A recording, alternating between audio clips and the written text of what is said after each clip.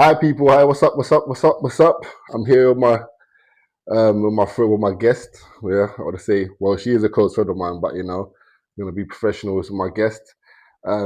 Close friend, known her for years. Introduce yourself. Hi, my name is Rad, also known as Mira or Yeah. Ms. Well, thanks for coming down, Ruds. No worries. Thank you very much. Well, basically, like I said, this topic here is it's gonna be quite sensitive. It's about a few personal things what Rads is going to discuss. Again, as I said, like I like to thank Rads for coming in. She's been through a lot. She's the most strongest, resilient woman I know. Like I'm not even gonna lie. So again, thank you for coming. Thank you for sharing the story. We did speak about this, and she was quite enthusiastic to do this. So I was like thinking, yes, I'm happy because this is a thing where other young girls and people out there can learn from this. And yeah, just lock in. So, first of all, I'm going to ask you.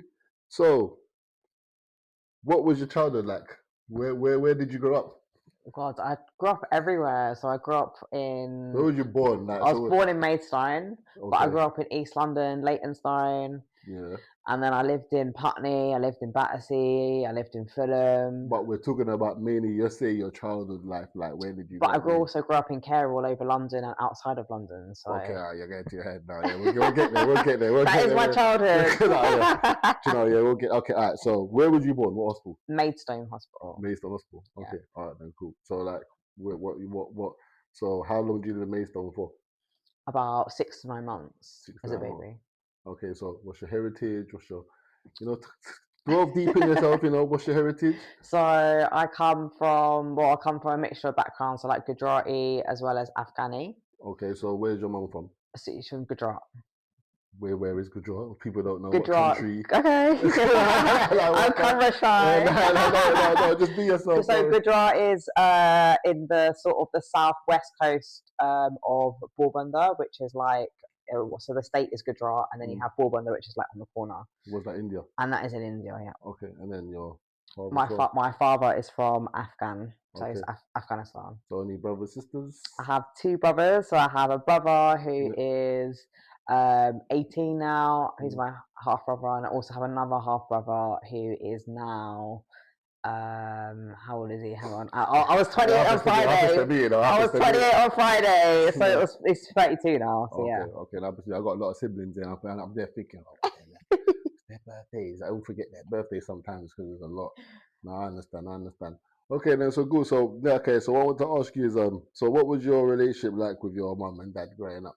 It was tough. I mean, as a kid, you're kind of like, oh, your parents are your parents, but when you're a child, you just everything is a sort of a reflection of them. So it's Mm, like, oh, I didn't get this, I didn't get that. Like you don't understand the whole gratefulness, like and stuff like that. So when you have a difficult, broken childhood and you have adverse childhood experiences, which is kind of when people go through trauma or mm, kind of stuff like that. Like, do you know what I mean? Like mm, it's a lot for a child to take on, and that then affects your school life, that affects your home life. mm, So my parents was quite strained, our relationship, mm, mm, like mm, in a lot of ways, in terms of kind of just financial restraints, my mum being mentally unwell with her mental health and having serious mental health conditions, to having different parents look after me and responsibilities. mm. Yeah, it was. Look at this. Like I said, like but it's good. We just said not good, but in terms of what you said, and mom having mental health and stuff like so, that must have been like challenging, obviously. Like, so when did you notice? Like, when did you notice your mom had mental health? Like, when did you even? I noticed as a baby because she used to. My first ever sort of memory of her was her coming drunk, and I was about 3 or 4 years old. Mm, And then after that, she also then abused me in the house. Um, when it was just me and her in the home, like she gave me carpet burns and threw me in a hot bath. So abuse was like one of the earlier signs that I saw with her, and I noticed that it wasn't right. Not necessarily I knew how to speak up about it, because as a mm, child, how do you know what abuse is, and if you've only got a single parent? But mm, it's more to do with how do you then speak up and get the confidence when you've never had that sort of confidence to know that that's right or wrong, and she hasn't told anyone either. Do you know what I mean? So yeah, it's that kind of yeah. So basically, like, so what kind of mental health was your mom diagnosed with? Do you know? bipolar and Yeah. also borderline personality disorder, Okay, okay, yeah, that and must. also severe depression. Okay. because I saw her overdose when I was 9. Oh, wow. Okay. Yeah. Okay. No, that's right. You've been through that. You've seen a lot. You've seen a lot. Yeah. Okay. So next, I want to ask you is about. Thank you anyway for No, sharing not that. at No, all. no, Not at all. It's emotional. It's a lot. It's no. But heavy. again, like I said, as I said, you're the bravest girl I know. Like literally, woman I know. So that's one thing I really like rate and respect about you and admire about you. Like you have so much resilience and so intelligent as well. Like yeah, no, your intelligence is to be a professor. Oh, I wish. I wish. Professor in the university. I wouldn't mind. Yeah, no, literally. So no, so again, thank you for sharing that part. So wanted to ask for you. You kind of delved into it already. So it's basically what I was going to ask is when did you see where things are starting to change? But you said for about 3. Yeah, kind of my Um, early childhood, but things just didn't seem right. Like I wasn't happy at home. mm, Like my baby pictures, like I'm smiling, but I don't remember being happy as a kid. mm. Like it was more of kind of like this doom and gloom and what am I going to go home to and who's going to pick me up from school and Mm, like it was so much stress. mm. Like the stress was so overwhelming. It was like I just lived in fear. Yeah. Even though and the short bursts of happy moments for birthdays would last 2 seconds and the rest of my life would be miserable. It's Mm. yeah, it's deep. Yeah, no. Like I said, no, but no, like I said, thank you so much again for that and that. Mm. Next thing I wanted to ask you is, how did you end up getting into care? You know, mind if you don't have to go too deep into it. You could just Yeah. So, sort of touch in it, like yeah. So because I know you said you wanted to like do your own like show and your own stories and stuff. So let's say this could be an yeah. introduction. So yeah, like Yeah. don't give us you can give us like a little bits of it, but yeah, So what you feel comfortable with I guess basically. for me, my mum was on a lot of dating sites. She was looking for attention from males. That kind of went on to me. So I was also on dating sites and she wasn't aware. Like social media was coming a thing, internet was becoming a thing. So I was messaging just random people online. So what do you mean, like? Cause what do you mean your mom was going on dating sites? Like, where was your Like what she happened to was your dad at the time? Like, cause she wasn't dating anyone, so it was just me and my mum. so what happened to your dad? Like, because obviously, you know, where did your No idea. He was in prison. okay, all right. So okay, all right then. So then, how did your so basically your mom started going into dating sites and stuff, And and she then was looking for a new relationship and then she got sidetracked from having me. mm-hmm, So all of her time was going on dates, meeting guys. We went on holiday to Tunisia in like 2008, 2009, mm, and she left me for the whole day to go on a date with this guy and go to the beach, and like I was mm, just 11, do you know what I mean? mm. So So when did the dating started happening? Like, when did when it I was start? about 7 years old, 7. Okay, so okay. that would have been So what say from about 7? 2005, So like, 2006. so let's say from 7. No, you don't have to say dates. Yeah, don't have to say dates. Okay, So cool. yeah, so from let's say from 7 to let's say 11.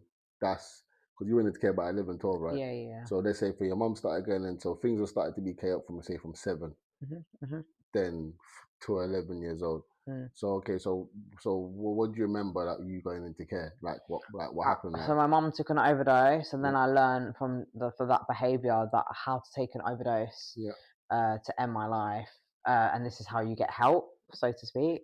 So sorry to cut you. Sorry to cut you. Just wanna just the audience to understand as well. I don't need to Mm, go. So mm. basically, so you basically seen your mum like go through overdoses many a times. So you've seen it as a child, and Mm. you basically saw it as is your mum asking for a cry for help. Yeah. So due to you seeing this as a child, because obviously you're a child, you're vulnerable, you're impressionable. Mm, You started to take on that trait, thinking mm. taking pills and taking suicide was also something to do to cry for help. But Really. also, I was also her carer. Sorry, I should have said. So I was also her young carer because she was Hmm. physically unwell with her arthritis. She was in a wheelchair and all this kind of other stuff. So how was you managing to go on dates? she Sorry to ask. she got better, but she was still taking injections every week from the doctors and Yeah, stuff yeah. like that. But Mm, she still looked pretty. She still looked young. Like that didn't stop her. But mm, like it was a good like year that she didn't date anyone because she was with my mum's best friends. So Auntie Maria, so like my auntie and whatever. And I think they were like bisexual or whatever that is, or kind of like what their thing was. mm, But yeah, and so for me, that kind of happened, and then she was going on dates and stuff like that, and she just kind of got sidetracked, and then for me, it was the abuse that I sort of suffered from her. So like she used to hit me like with trainers and just like bash me over my head, and got iPads and bashed it over my head as well. Was it like to like? It Was was it? her self-defense, and she said to me, when we've had many conversations after the situations happened, she said all I wanted to do was make you safe. But when she goes into this kind of like bipolar mode, she doesn't realize, she That doesn't remember that she's what hit she's doing? you. Yeah, basically, So yeah. then she would just pretend that everything's normal, and we wouldn't have a conversation about it, which I think is really weird. So really, like, it's not. So really, it's not really your mom's fault. Like her, like enacting this because obviously she's ill. She's suffering mental health.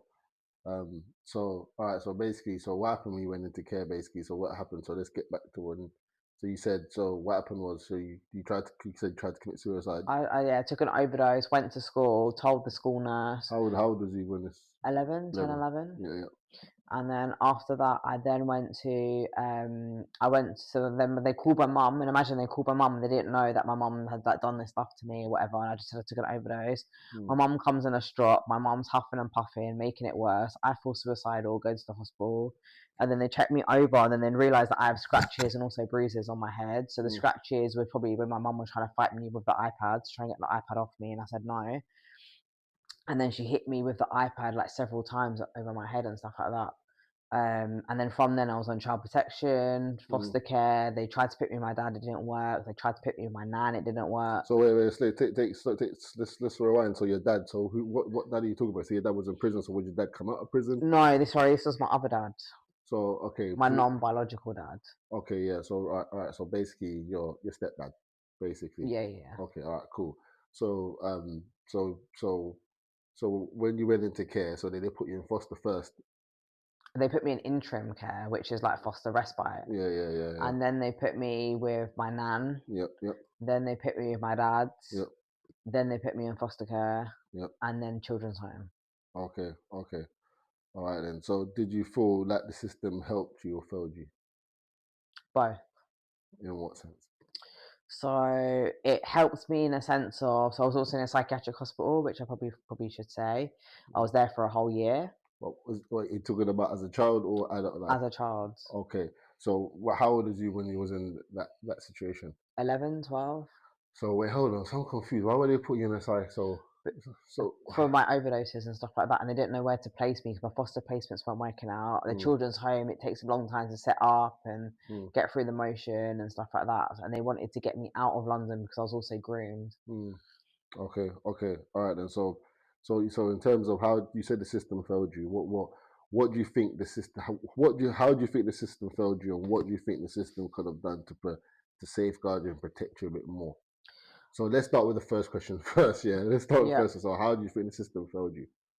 It failed me because it failed to address the issues that led me being into care. So grooming, the internet, being on my phone, absconding, self-harming. These are all the things that happened in care, and if not worse, in care.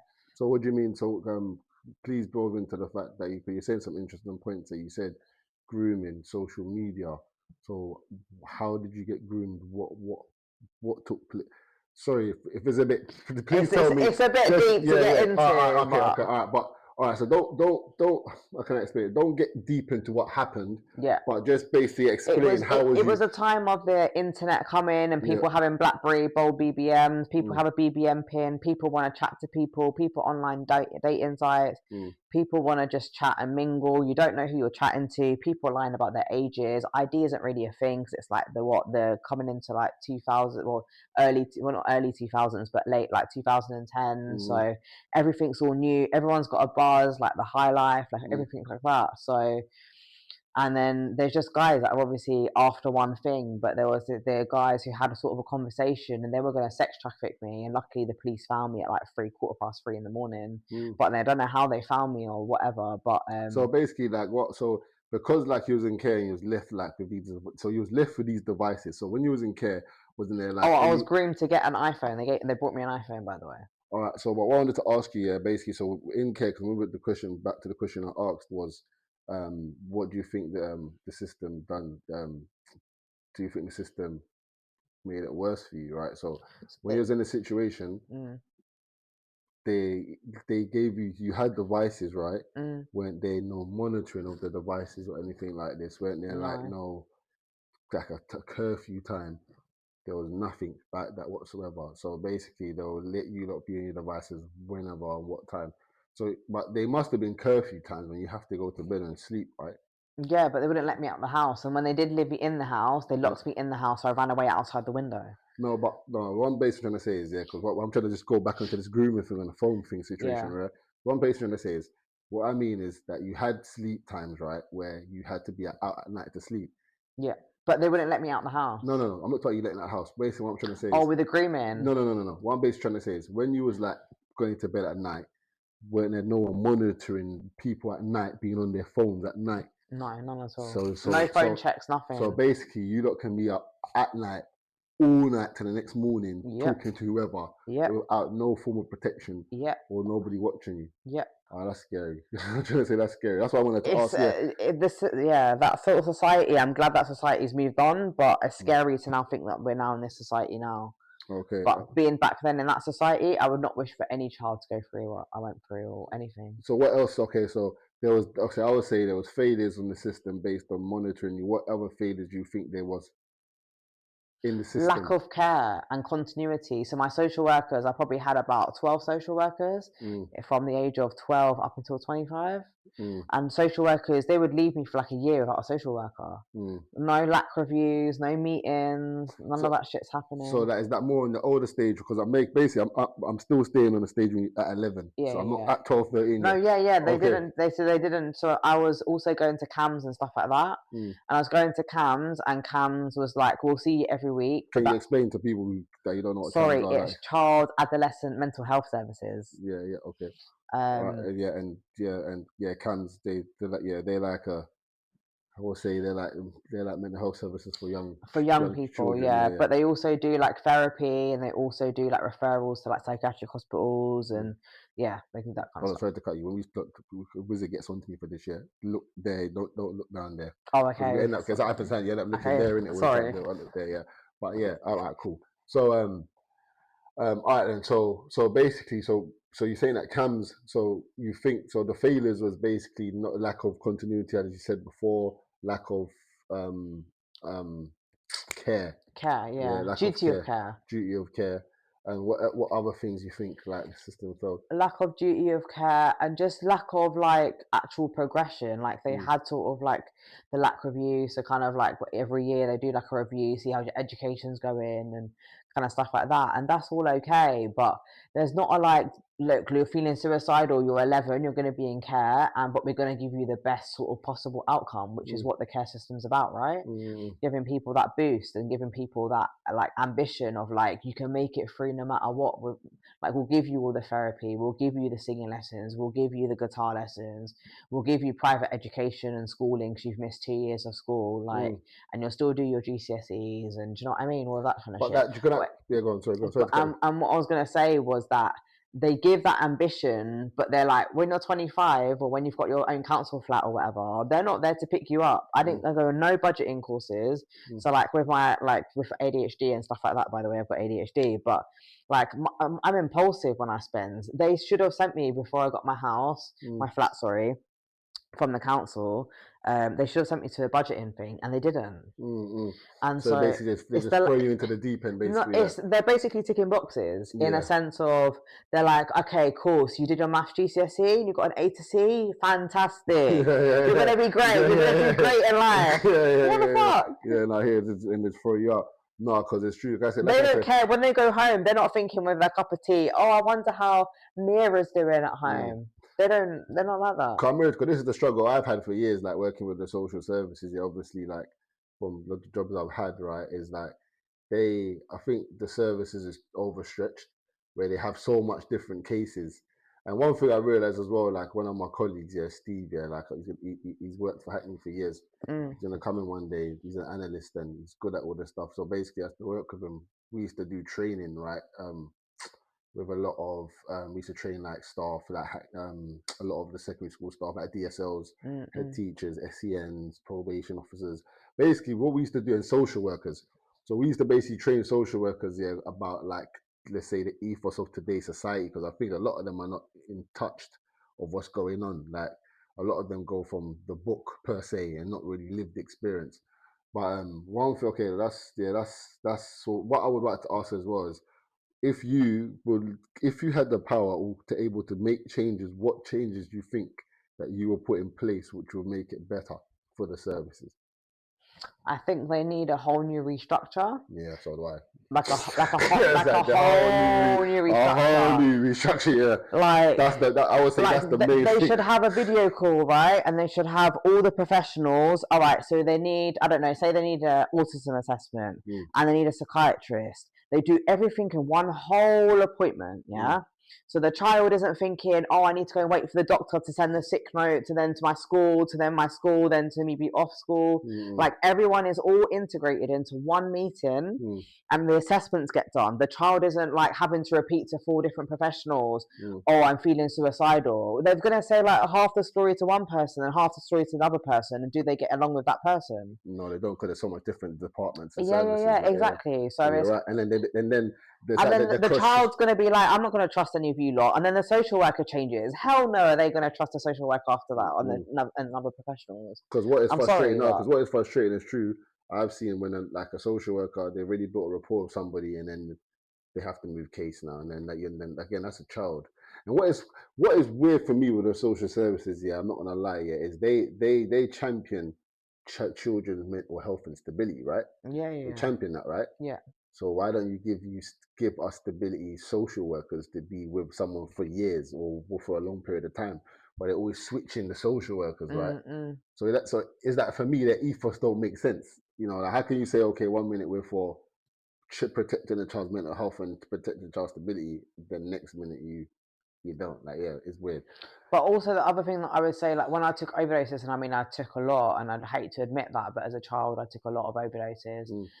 And I'll go to the A&E hospital, take an overdose, be in hospital, be on a drip, blah blah blah, whatever, like, and then but I'll then be like dismissed, like, and then go straight back to my foster placement. There was no bridging the gap of mental health services. It was either physical hospital to then psychiatric admission to section. And that's it, really. So they basically don't in between, like, there's no like middle ground of mental health services for children, of like, you're in a crisis, okay, go and stay, and we'll do like crisis team at home for kids and they could go to school still. Do you know what I mean? There's no integrated services like that. Yeah, it's true. It's failing now in that factor. But no, thank you for sharing that. Literally, yeah, that was that was a, because I actually have passion with the social services. I worked alongside with them for years and done a lot of things. But also I got sexually abused by someone who worked in the halfway house when I was 18. So I wasn't really underage, but I was vulnerable. Sure, yeah. So, and then I reported it to LADO and all of that kind of shit. And they just wrote a letter saying, sorry that happened to you.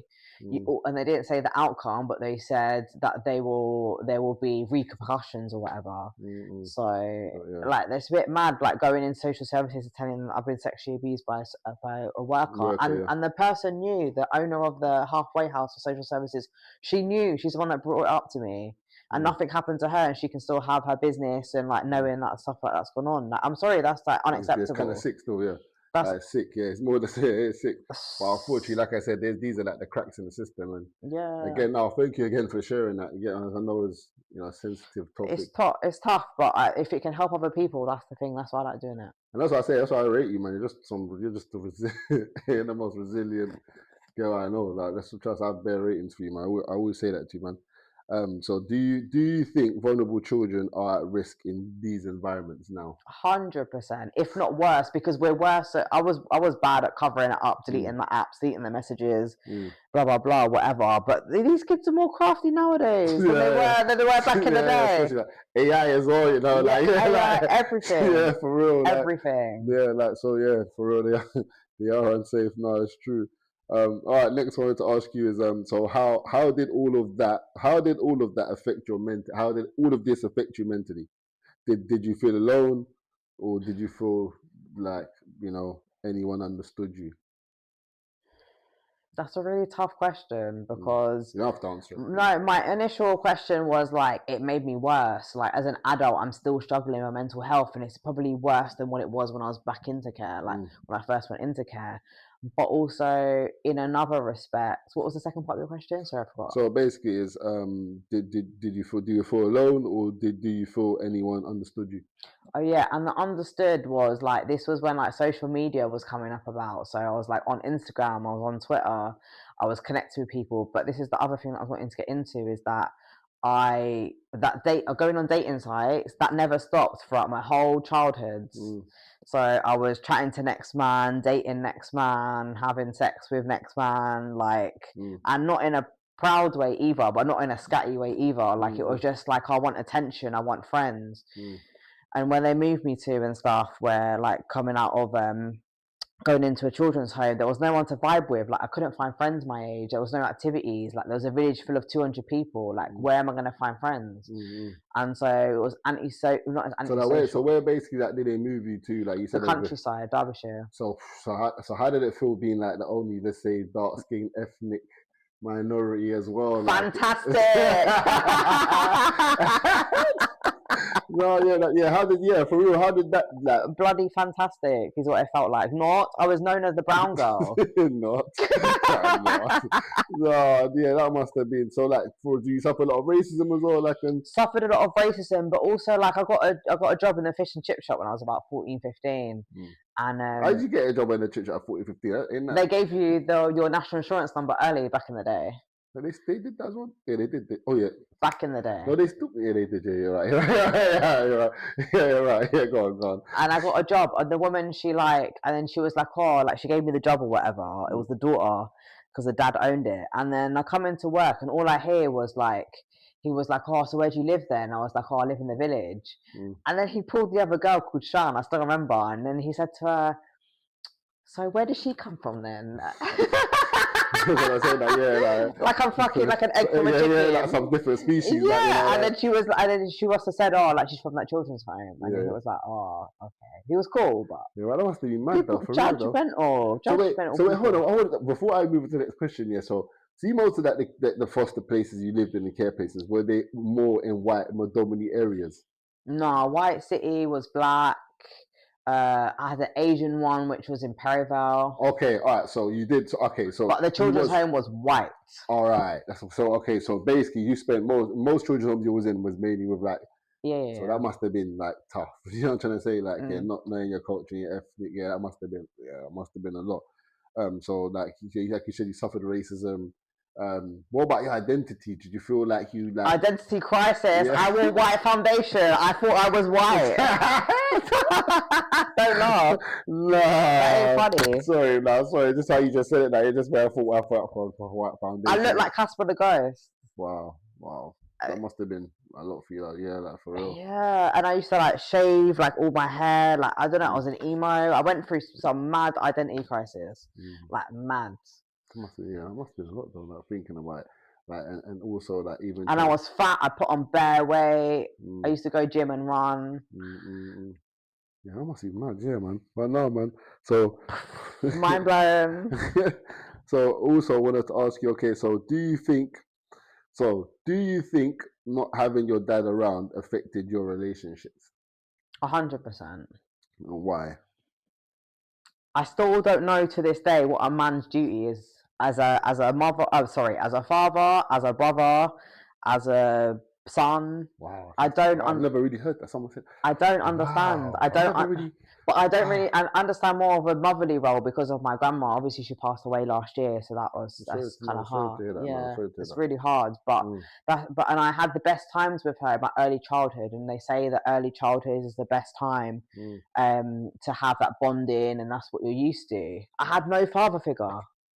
So you're saying you don't know what a duty of a man is? I still, and even when I'm around male species, let's just say.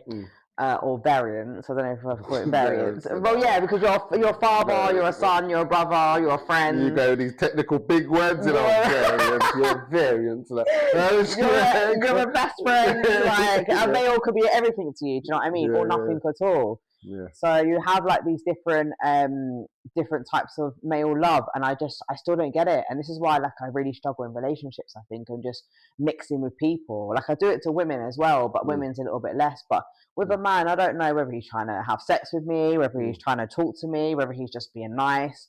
what kind of childhood he has, like what a male love should feel like, whether it's a mother, whether it's a father, whether it's your friend, your brother, like your uncle, like all I know is all this fucking like fucked up trauma shit, and then I'm realizing that isn't real. No, I'm sorry. Normal, not even real, normal. No, I'm sorry though. That must be a lot, like, for you It's as heavy. well, like, to impact and as well, like, especially when you go outside and you're like, oh, hang on, like I'm sitting in front of you and I'm like, why am I squaring up my body language to you? Like I don't feel, do you know what I mean? Like I feel safe, obviously. So can I ask you a question then? Yeah. I've known you for years, so how comes you've never how comes you never thought like, how comes you never felt like that towards me? Felt like I was trying to move to you or trying to, what makes me different? Like, because you sit and listen. Okay. And that's something that my stepdad did when I lived with him for a couple of years when I was a kid, that I remember. Like I was doing my homework with him, and although he was stressed about work and stuff like that, he would be like, what's the matter? Without me, so if I was sat there quietly, you would say, you alright? My stepdad used to do that with me. Whereas other males, they're just like on it. They're like, oh hey, you good? You good? You want to see me? Yes, that's a child now, you're a lollipop and that, like. Some molester. So that's what makes it different, is that my stepdad, taught me that I should be able to feel comfortable in the presence, but also feel not intimidated, but know that, because I used to argue back with my stepdad. My stepdad used to be like, go to your room, and I'm like, I'm not going to my room. He's like, Miru, go to your room. No, I'm not doing it. And he's like, for God's sake, just go to your room. Like, do you know what I mean? But it's like, when to know that while he's doing it for you, and my dad is able to listen, and my stepdad, is able to listen and explain to me, look, you're doing this because of this, and that's the end of story. But give me the explanation, because women always say, why? Why? Why?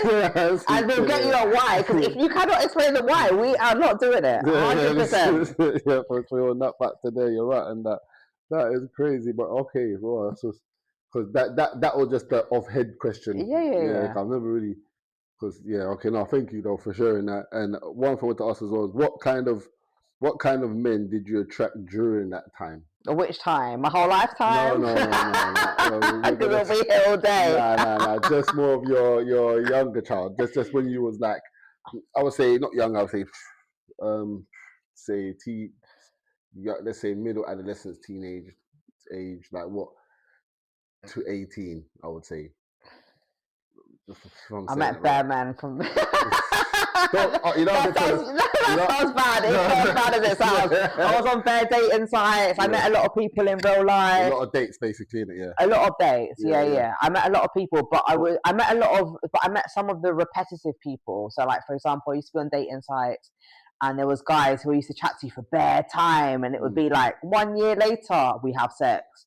Or there was other guys who I'd message and then randomly meet them in real life, or go carny, or like just something like that. And so what men would you attract in? That's just the question I'm asking. Everything, every human race kind. No, okay, not in terms of guy, like race. I'm talking about what men was you attracting? Because you, like I said, you've been through a lot of things. In what sense? In like personality wise, like the attraction. Everything from next man to sophisticated man who's like friggin' like model and like just wants. No, not looks. No, see, not again, not what they want from you in terms of. Not none of that. Not what they look like, culture, what they want from you, wise. In terms of what you attract, like for example, it's like, how can I say? Somebody would say, "Oh, I'm an empath, where I attract a lot of abusive people, or I attract a lot of people who are loving, or I attract what form of people was you attracting? Because you said you've had a lot of situations. Everyone, I swear, every fish in the sea. I swear, like you cannot code it. Like you literally cannot categorically code it. I swear. Okay, all right then. Okay. I swear. All right. So looking back. I swear. Sorry. ADHD. So looking back here, where were the red flags you didn't see? I should have a red flag on top of my head. Oh my days! I should just walk around with a red flag. Red flags. Me realizing that I'm vulnerable. People used to say to me in care all the time, "You're vulnerable," and I never understood what that meant. What do you mean that you're vulnerable? That I need to be protective of my own energy, my own spirit. Okay, that's a good one actually. So basically, these are the red flags you should have. But that comes with hand in hand with identity, no? No, but do you know what you just done there was quite a good thing. That was a self-analysis of yourself because you said that was a red flag because you're vulnerable. But what I'm just saying is like, what red flags what red flags did you miss in guys? What you should have seen? Because why they are here, the actual objectives. They'll be like, oh yeah, cool, I'm here for the sex, I'm here for the date, I'm here for the vibe, whatever. But what is their true intentions? And it works both ways for women as well, because I know women are crafty. Oh, pay for my dinner, pay for my bills, pay for my nails, pay for the dates. I know these houses that's a whole interior motive behind it. It's a whole other conversation, but okay. So then, all right. So you mentioned there that you ended up in very controlling relationships. So that how you don't have to go too depth into it, but like, how did it start, and what point did you realize something wasn't right? So I was groomed and actually groomed by the same person, which sounds a bit weird. Not weird. They found me on I found them, or they found me on social media, and blah blah blah. You don't recognize the person; they look different. You're like, raw, that's you. So how did it start then? So basically, how did it start? Like, how did it start? How do you have to go into depth again?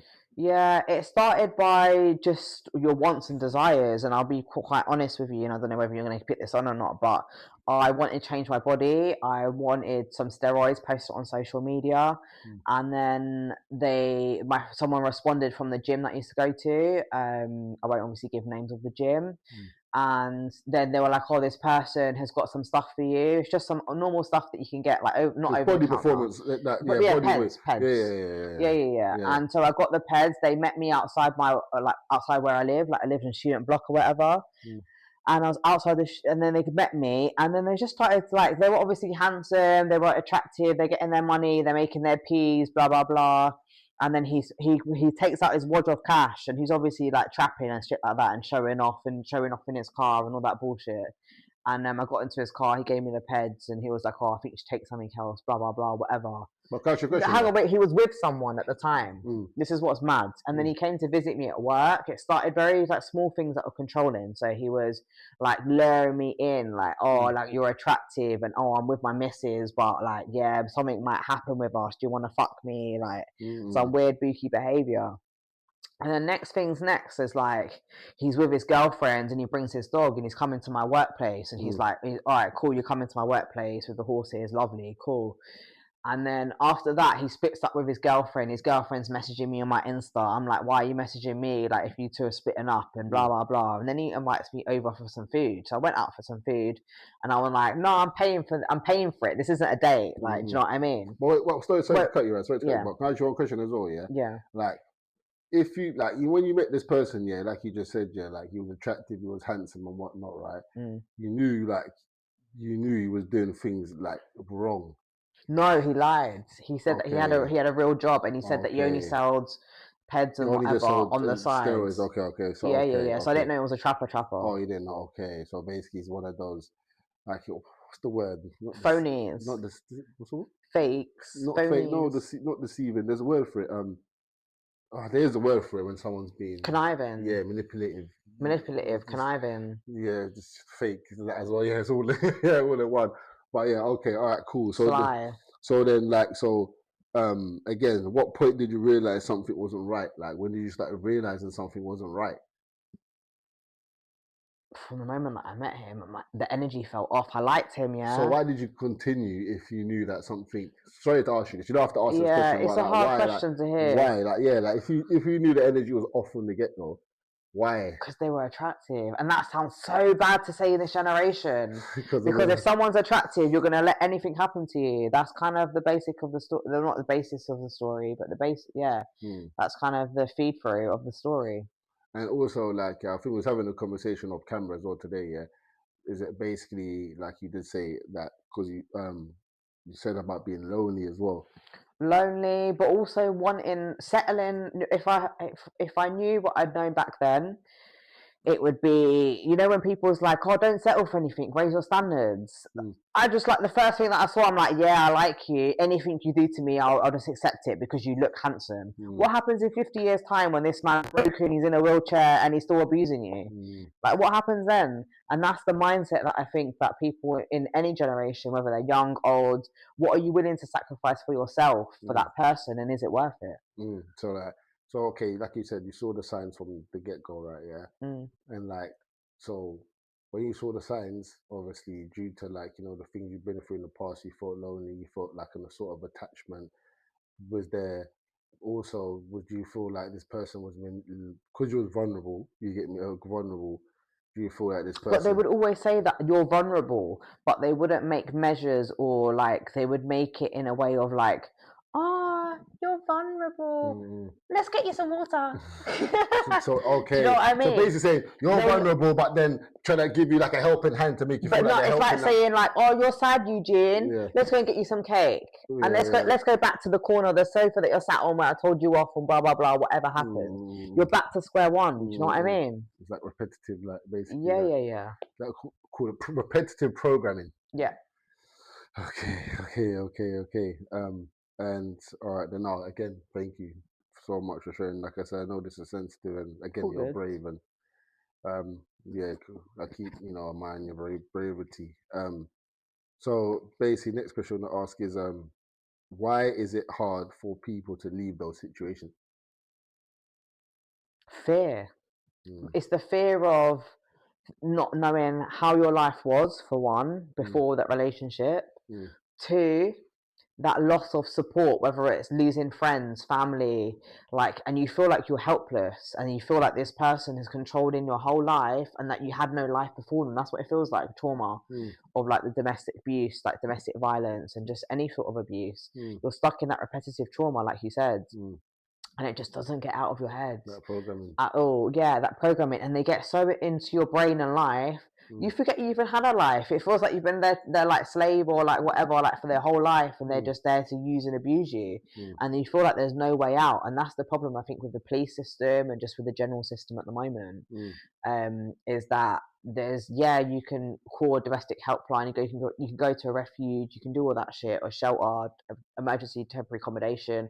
I lived in a refuge with my mum when I was about 5 anyway, and we lived in one or whatever, and they're great, but there's nothing to bridge the gap of like, so when I was in that situation, I mean, I called you, so you'll kind of know, but like I was in a situation where I'm having shit, like doing drugs and stuff like that. It's both forcing me to do drugs. I then have a come down. He's making it worse. He's controlling it. I'm calling you for help because my family have given up on me. They don't want to hear about him. My family are kicking me to the curb because I'm with him. They can't understand why I can't just leave him, which we'll come on to in a sec. And I'm calling you for help.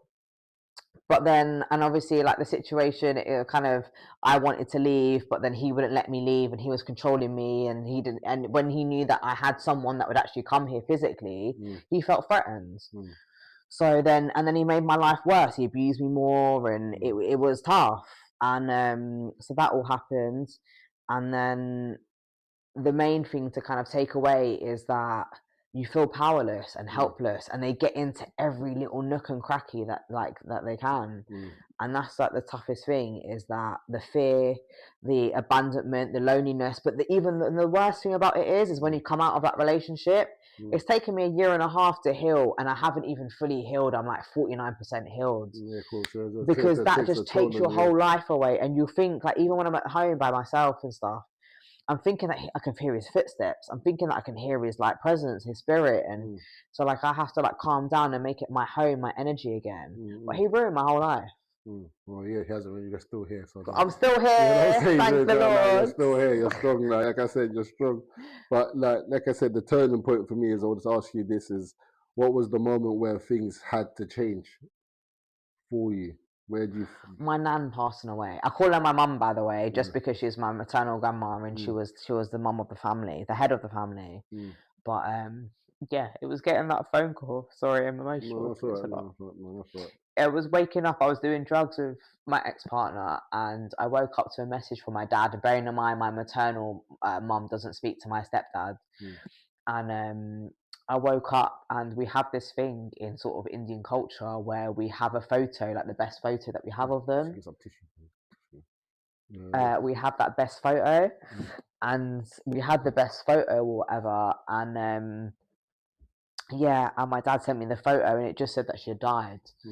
And it was sort of like a family sort of like, yeah, a kind of thing. And yeah, it was the toughest thing because I was on so much drugs that I didn't process it. And I was like, I've been doing drugs for what reason? To see like my nan pass away and she's in hospital and how she died and all these things are going through my mind. And I'm like, what the fuck is going on? And it was a wake up call. There you go. No, I'm sorry, Thank you. no, No, not at all. No, I'm sorry, man. This is the cycle of life. Yeah, no. That's one of the things that she taught me.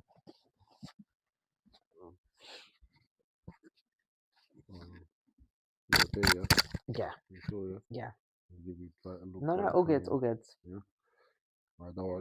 That we'll probably cut with some of that. No, that's okay. You can keep it because it's real. It's real. It's real life. People go through grief and trauma all the time. No, like I said, I'm trying to also protect you as well. You know, so that's the main importance for me as well. Like, is protecting. Okay, so the question I wanted to ask is, what role? Oops, I've gone. Okay, so like you just said, it was your nan, like which let's say I say your nan passing a spirit, let's say come made you symbolic, yeah, that's made you strong. It's made me wake up and be like, what, I'm gonna do drugs for the rest of my life, and I need to get my life together. And it was a wake up call. Yeah, it was just a wake up call, man. So what made you, from that wake up call, what made you start fighting for yourself again? I didn't. Well, I was gonna say I didn't take drugs after that, but I got drugged once from my ex, like some ketamine or whatever. But that's a whole nother story. But after that, I said no more drugs. And bearing in mind, I was taking meth for about 2.5, 3 years. And I mean, you saw the state that I was in because you saw me briefly on a couple of occasions or whatever. But I was a mess. I was a nitty, basically. Ashamed to say, but I would be getting drugs. I wouldn't call you a nitty, bro. I was getting drugs every couple of days, like a good couple of grams. So yeah, so that's a bit mad. And just like, yeah, what was your question? Basically, like what made you start fighting again? Oh yeah, so it was to do it for myself. I wasn't liking that I had no career, no job. I lost everything. I lost my job. I didn't lose my home, luckily, but I'm still in debt with my rent and stuff. But everything went pear-shaped. Like, this man got me into debt. Like, he did every possible thing to fuck up my life. And it was like, and for me, I wanted to commit suicide anyway, so it sounds a bit peak, but it's kind of like, I'm going to let this man control and take everything from my life because I didn't give a shit about my life anyway. So it was more of that, I need to start giving a shit about things now. Basically at that low point now, and then you just thought, then you just snapped back. Yeah, and I started going gym. He wouldn't let me go gym, and bearing in mind he was a bodybuilder. I don't know if he still is, but so for him, it was more about like, if he's not going gym, what the hell is he planning? Because he's not a good person. Yeah, because even that, because that's fucked. Yeah, because I'm really like, because like you just said, he's a bodybuilder as well, like that probably. So why is he not taking nutrition and stuff like that? Why is he like? That must have intimidated you as well, because how big he is. Yeah, he's big still. 110 kilos. Yeah, I'm 60. I'm 60. Yeah, got gains. So how did you rebuild yourself? Like, what steps did you start then to rebuild yourself? So I signed up for a Virgin Active gym. They had 3 months free, which meant, because he controlled my money as well. So any sort of money I spent, he said to me, I can't spend money on therapy. I can't go to therapy. He would control my money. It would either go on drugs or his food bill, because he would eat bare foods, or make me shoplift as well. So what was your question? How do you start to rebuild yourself again? Oh, yeah, so I signed up to the gym. So I started going gym, and he was like, oh, where are you going? I'm like, I'm going gym. So I asked him to move out in January, How is he still not moved out 4 months later? We're sleeping in separate beds. We're not chatting to people. We're not chatting to each other. I'm taking the dogs out for walks. He's fucking around playing the fucking video games. Like some next man. And then, and I said, And I said to him, will you move out? And he'll be like, yeah, next week.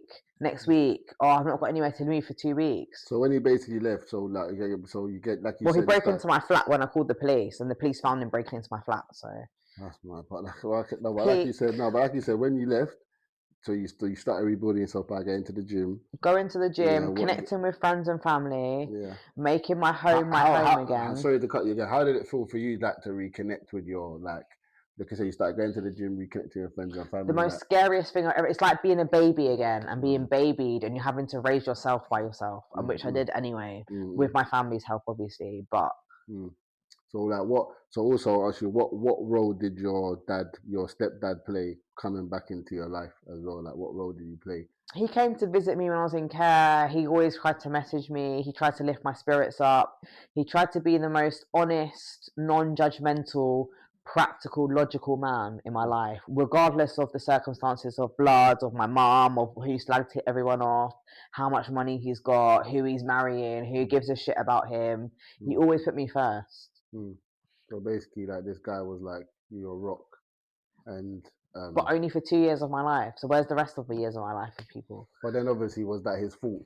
That wasn't his fault, but whose fault was it then? Because I learned more from him, living with him for 1.5 years, 2 years, than I got from the whole of my childhood, and I was only 6. So why was you taken away from him, like your stepdad? There was an allegation of that my brother said that my dad tried to strangle him, like pull his hoodie back, and so the police. Chastisement, basically. Huh? Chastisement. What's that?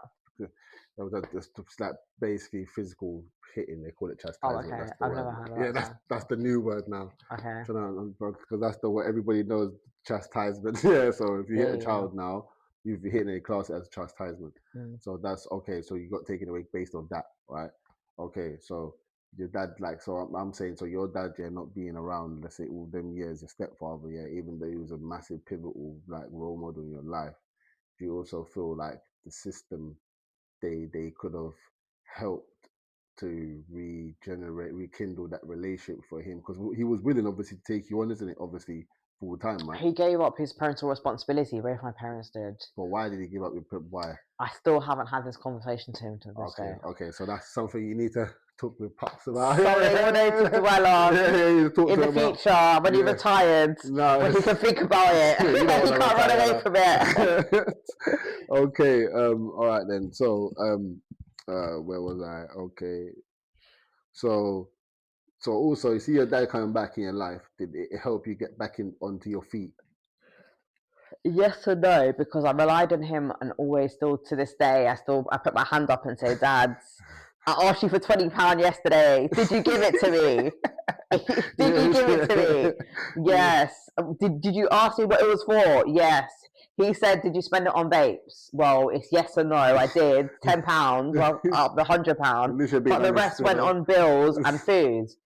And he sent me £20, and he always does this thing. I'll send him receipts of my food and blah blah blah, like, because he wants to know where the money's going, and given that I've done drugs and stuff like that. Not that any of my money. No, he's just trying to protect you, obviously. He's trying to protect me. Man, loving father. But he's worked so hard in his life, and he comes from a time where he's from Uganda, so he's come off a boat.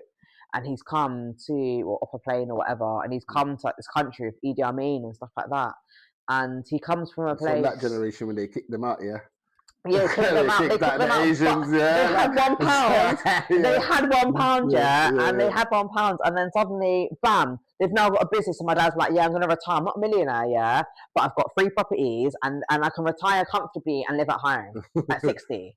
At 60. Hard-working man, isn't it? At 60. He was like, yeah, but I've only had 1 day off for the last 40 years of my life. I'm like, you're 60 and you can retire. I like it. The way you talk about this, I've only got like 32 years to go, hopefully, if I make it. I'm nowhere near. No, but the way you talk about this man, like I say, you talk very highly of him, like, and the way you even speak of that, there's an oomph in your. But he has that sarcasm, kind of like, ooh, like, you know, like Giggs is a bit like, ooh, yeah, spicy.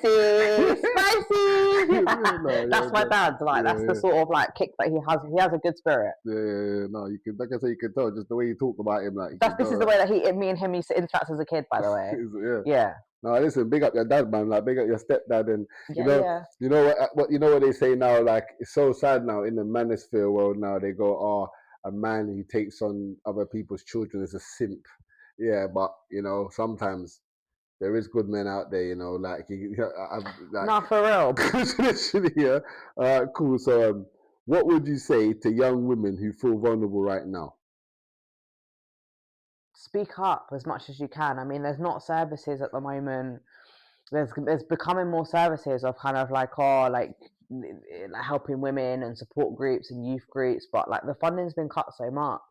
But I'd say speak up, whether it's your uncle, whether it's your friends, whether it's your teacher. You need to connect more with people. But how would you like you said before, it was you couldn't before. It was tough. There was no services, but there was no actual person who I could trust to be like, okay, cool, I'm going to tell you my problems. No, but then you then said as well, you're so like entrenched in the manipulation, right? You felt fear and scared. Yeah.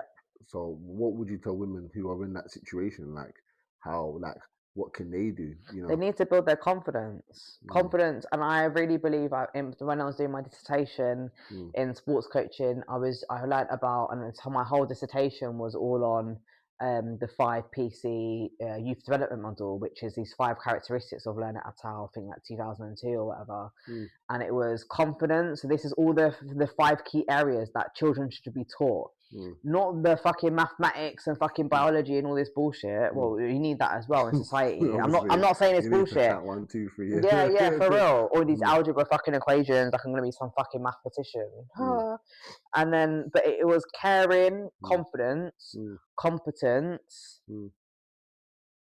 caring, confidence, competence, confidence, and something else. There was like 5 characteristics, but these are all traits that feelings and traits that young humans should have, because the confidence is going to be like community building, to get them into the community, they understand the community. Confidence, they work on their self-esteem, they get more confident, they can speak up about stuff that are things that are wrong, but things that are right, they become world leaders. Like they have that instilled confidence of like, I can do this. You're not going to give up, you're going to be less suicidal, you're going to have less anxiety. And then also like caring, so like, do they care for their peers? That's going to take out all these narcissists that are now in Gen Z, and like we're fucked in Gen Z, because like all the narcissists are like they're everywhere, like they're just like picking up. It's like, guess who?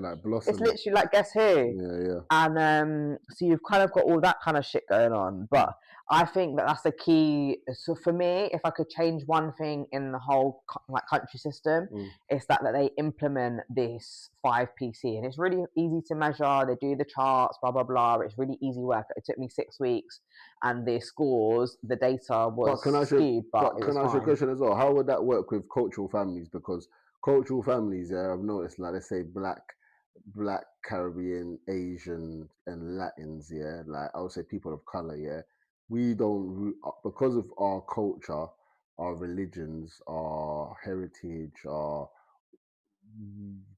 would that work for us? What, the 5PC model? Yeah. Yep. I had my study was, I think, 80 to 90% of ethnic minorities. Okay. All right then. Okay. Right, I'm gonna. And the kids, 80% was of ethnic minorities. So in the grand scheme of things, it worked. As well as the case study that I did. I'd like to sit down with you and go deep into that still, because it's quite interesting for what you just said. Yeah, thanks. Yeah, literally. Okay, so next one. What are the signs of dangerous men they should never ignore? Women. Ooh. Why they don't take no as an answer. So, for example, a man approaches you, whether you're going on a date, you're in your pajamas, going walking your dog, whether you've got headphones in late at night at 2 a.m. and you're going on the bus home, and you're saying to, so for example, let's just use a hypothetical, so like, I'm on my phone, and just say hi. Hi, babes. What's up? What's good? All right. First thing is body language, to the females. So you're on your phone too. Okay, cool. I'm on my phone. Why are you disturbing me? First of all. So Eugene, what's your second thing? So I'm like, can I help you? Listen, I ain't checked girls in years, so I don't know. So I'm crusty now. Sorry. Did you need something? Can I help you? I'm just on my phone. Yeah, I like you still. That can we have your number, babes? Okay, this is where women now panic because your body language is saying one thing. Yeah. I'm on my phone, not being disturbed. You're not saying, "Oh, can I have £1?" All right, cool. I'm gonna switch it. Okay, we'll be your phone then. I'm gonna switch it then. Yeah. All right. So I think I did the road approach. Hi, man. Hi, beautiful day. You okay? How are you, man? You look beautiful. Can I have your number, dear? Sorry, I'm taken. Okay. Have a good day. Bye. That is not what happens in real life. Keep lying. Keep lying. Man will be like, it doesn't matter if you've got a man. Can I have your number? Give me your number. Oh, who are you on the phone to? But that's not all You guys. want to go though. home to? No, but that's not all that's guys. true. That's true. That's And not I'm all glad guys. you picked me up on that, because that is not all guys.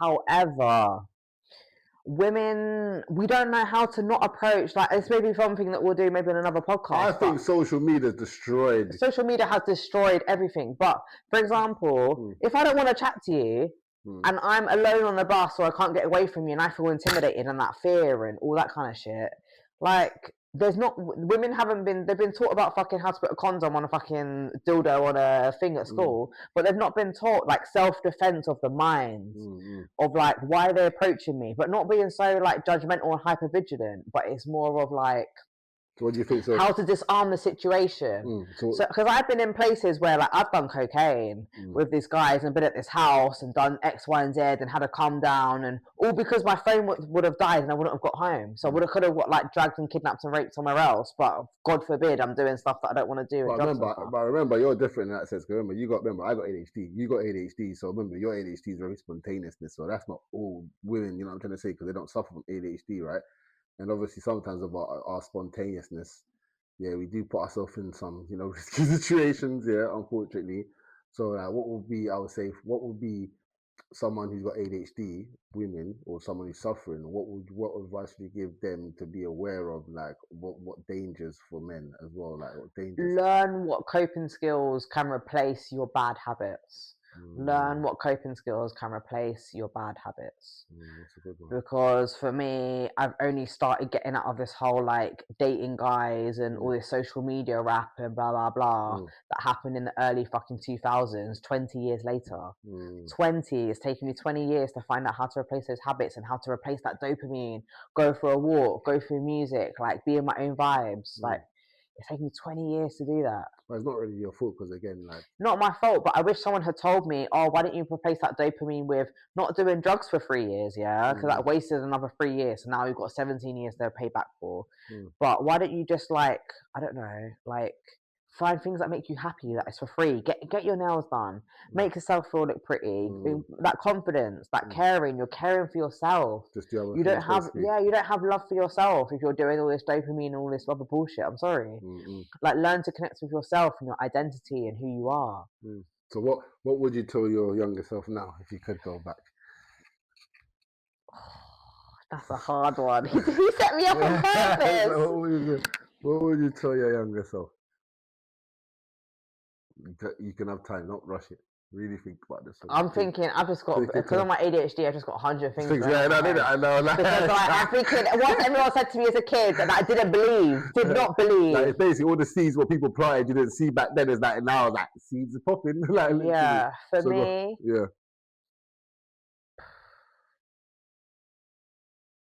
Express yourself. Because I went to music, my stepdad put me into music dance classes and all this other shit, and that was one of my happiest moments, was like being able to express myself. I wasn't a great dancer, I mean, I'm an okay dancer now, but like singing lessons, dance lessons. My dad said to me, I asked my dad, was I any good at singing? He was like, no, you said break all the windows. And I was like, okay, jokes, Dad. But yeah, and I would say express yourself, but express yourself in any way you can, whether it's art, music, playing games, like fucking doing anything. Learn to express yourself, because until you learn to express yourself, you're not going to be free of your mind, free of your people, free of your spirit, free of all that shit. Okay, no, bit of a deep one. That is deep. Yeah, Make sure you're taking notes. Okay, so next one I want to ask you, that was a good one though, I'm not gonna lie. So from your perspective, how important is a father in a daughter's life? from your perspective? Pivotal. I think more important, this goes back to how I set you up before. I think a father's duty is more important than a mother, and I've seen that with my own eyes, in my own experience. Break it down. Why do you think? For various reasons, from anything from the mother love can also be from a father, but that mother, the daughter kind of needs that strict, stern, okay, yes means yes, no means no, otherwise you're going to die any time of your life, because when I'm not around, bam, you're not going to be alive, because someone's going to come and hurt you, you're going to get yourself in situations, you're going to make it worse, like X, Y, and Z.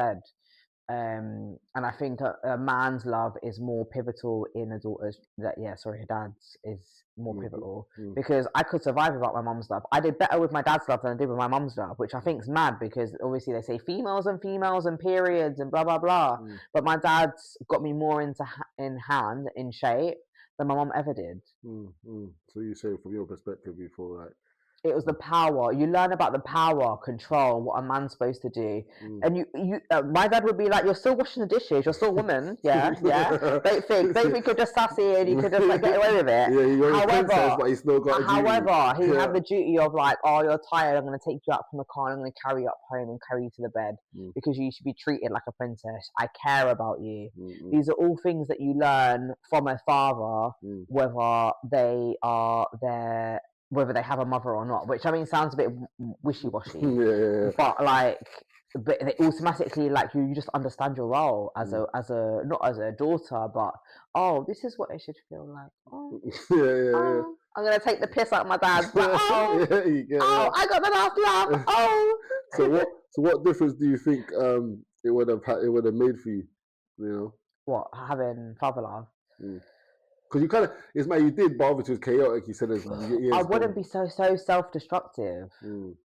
I wouldn't have gone into self-destruct mode, because the hardest thing is, had I had that love and understood that there is a male love, illogical female love, emotional. I've only got one side of love, so I'm thinking that I need to love myself by doing X, Y, and Z, like dating guys or getting attention from them, because we are illogical. Women are illogical.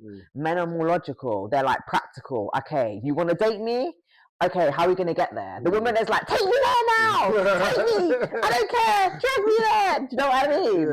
Like, it's so illogical. Not all women. Not all women. But you know what I mean? If I say, Eugene, let's go in the car, you're like, yeah, cool. And I'm like, no, I'm heading out. Where's your shoes? Where's your coat? We're so illogical. We're so emotional. We bring that kind of, like straight away. Whereas the man actually needs to, hang on, we're not going on holiday in an hour, you know, like we need to book it, we need to plan, we need to make sure we've got insurance, structure. Yeah, and it's that structure, and I think that's where women and men, and obviously kind of other couples as well, if they're like not heterosexual and stuff like that, but they go hand in hand. They have to complement each other. You can't have two women in a relationship. So like for example, like one of the people that I used to date, at times it was like having two women in a relationship. I'm not a lesbian, so why are you being illogical with me? And it just doesn't work. So basically what you're trying to say is that having your dad would have helped steer a lot of things in a lot of ways for you. That balance in your mind. Remember, your brain, and I know they haven't done studies yet, but maybe in the future they will, or maybe this will be kind of one of the things that they come out with, but you have the left hemisphere of the brain and the right hemisphere of the brain. One controls one part, one controls the other part. You have the cerebral cortex as well. And all of it is kind of, but they also said, I think there was a study or something that I saw, that one part is left of the brain, illogical, the male, one part is I can't remember which one's which, one part is the male. If they're not switched on ever, what's going on? You're using half your brain. My mom used to say to me, you're always using half your brain. But what they do say in science, we only use like 5 or 10% of our brain anyway, like they say that. Well, this is the other thing as well, but, and for me, that's like, you're wasting so much potential, so much knowledge, but that hasn't been, not kickstarted, what's the word? Hasn't been reactivated, what's the word? You haven't been ignited. Reboosted, it hasn't even switched on. Switched on, basically, No, thank you so much, Fads. Again, like I said, your story is powerful. Thank you. Thanks for having me. Yeah, and for real, thank you for sharing. What's it been, like 10 years? 10 years. It's been a minute. That's nuts. It's I been was a at minute. uni. Yeah, it's been a minute. It's been a minute. It's But been a minute. yeah, no. But again, thank you once again. Thank you. And Hasta la vista. baby, you know. No. See, like I said, yeah. Please, people, comment, share, subscribe, like. I'm going to at Mira's page when I release this. What's the at sign? I don't know how to say that sign. At whatever it is, yeah, whatever it is. But yeah, anyone who wants to DM me, DM her, to get any more depth. She's gonna launch her own thing soon. I don't know. She's been talking about it for ages. It's in the works. I'm not sure what, but yeah, it's coming. But again, like I said, thank you lot for watching. Comment, like, share, and subscribe. Again, I'm gonna drop the email as well. Anybody who wants to drop any questions. Remember, we did say if people want to talk about Q&A question. No. If somebody basically wants to say their story, you don't want to come into the show, we can do your story for you and discuss it. So send us your email, send us your stories, or if you want to ask for advice, for example, because recently people been DMing me on Instagram, they ask me for advice about certain situations or ask me for what I would do as a dad. So please email me. Yeah, I'm going to send you the email. You can send it through there as well. But yeah, thank you once again, and thanks, Miss. thank you.